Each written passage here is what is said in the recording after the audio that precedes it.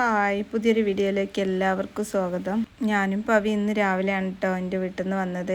സച്ചുല്ല അച്ചു ഞങ്ങളെ കൂടെ പോകുന്നില്ല, ഒരു 2 ദിവസം കൂടെ കഴിയട്ടെ എന്നിട്ട് വരാമെന്ന് പറഞ്ഞു. അതുകൊണ്ട് തന്നെ വീഡിയോയ്ക്ക് വോയിസ് കൊടുക്കുന്നത് ഞാനാണ്.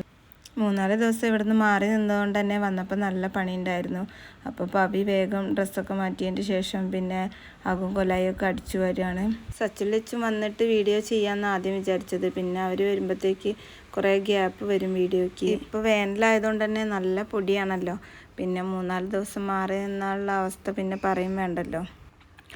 അടിക്കലൊക്കെ കഴിഞ്ഞതിന് ശേഷം പിന്നെ സിറ്റ് ഔട്ട് ഒന്ന് വേഗം തുടച്ചിടാമെന്ന് വെച്ചിട്ട് പിന്നെ പവി പിന്നെ വേഗം തുടയ്ക്കാനായിട്ട് പോയി. കാരണം സിറ്റ് ഔട്ടിൽ നല്ല പൊടി ഉണ്ടായിരുന്നു. അപ്പോൾ ആരെങ്കിലും കയറി വരുമ്പം പൊടി കാണുമ്പോൾ മോശമല്ലേ, അപ്പോൾ വേഗം സിറ്റ് ഔട്ടൊന്ന് തുടച്ചിടാമെന്ന് വിചാരിച്ചു.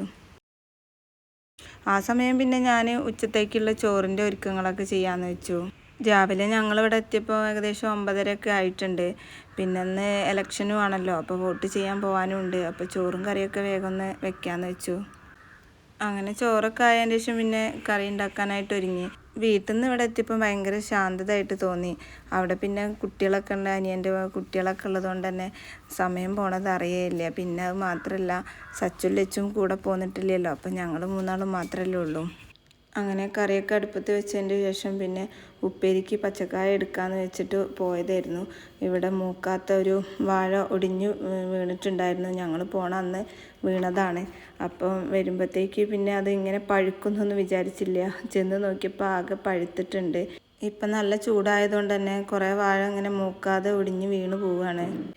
അതിന്ന് പിന്നെ പഴുക്കാത്ത കുറച്ച് പച്ചക്കായ എടുത്തിട്ട് പിന്നെ ഉപ്പേരി ഉണ്ടാക്കാമെന്ന് വെച്ച് അത് അരിയാണ്.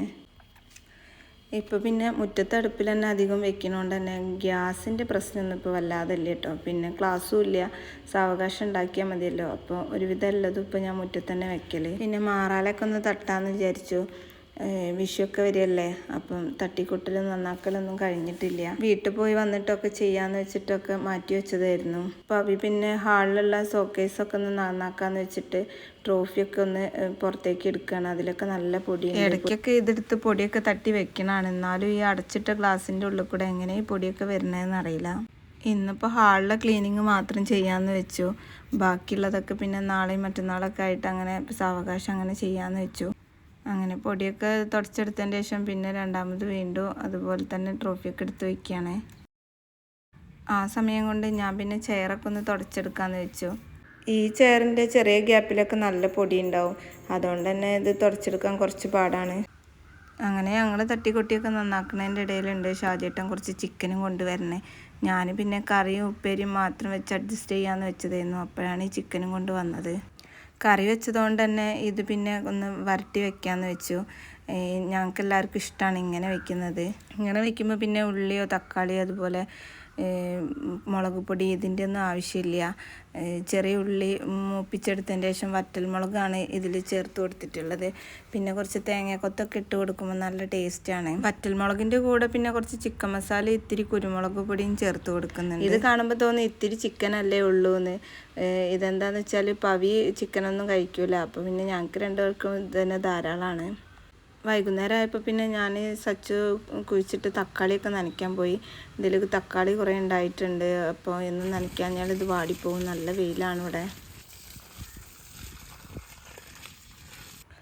പിന്നെ മുറ്റത്ത് ചെടികളൊക്കെ ഒന്ന് നനച്ചു കൊടുത്തു. ചെടിയും തന്നെ 3-4 ദിവസം നനയ്ക്കാതായിട്ട് ചിലതൊക്കെ വാടി കരിഞ്ഞ് നിൽക്കുന്നുണ്ട്. പോണന്ന് നല്ലോണം വെള്ളം നനച്ചിട്ടാണ് പോയത്. അതുകൊണ്ട് തന്നെ ചില ചെടികൾക്കൊന്നും പ്രശ്നമില്ല. പക്ഷെ പെട്ടെന്ന് വാടി പോകുന്ന ചെടികൾക്കൊക്കെയാണ് വെള്ളം ദിവസവും കിട്ടാഞ്ഞാലുള്ള പ്രശ്നം.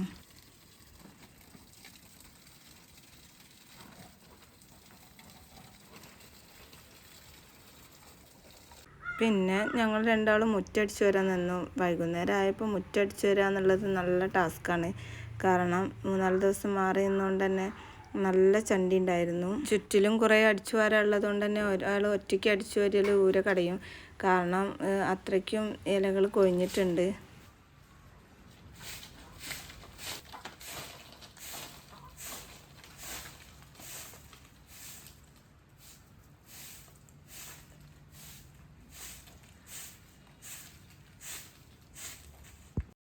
അടിച്ചു വരാനുള്ള ബുദ്ധിമുട്ടൊക്കെ ആലോചിക്കുമ്പോൾ തോന്നും മരങ്ങളൊന്നും വേണ്ടാന്ന്.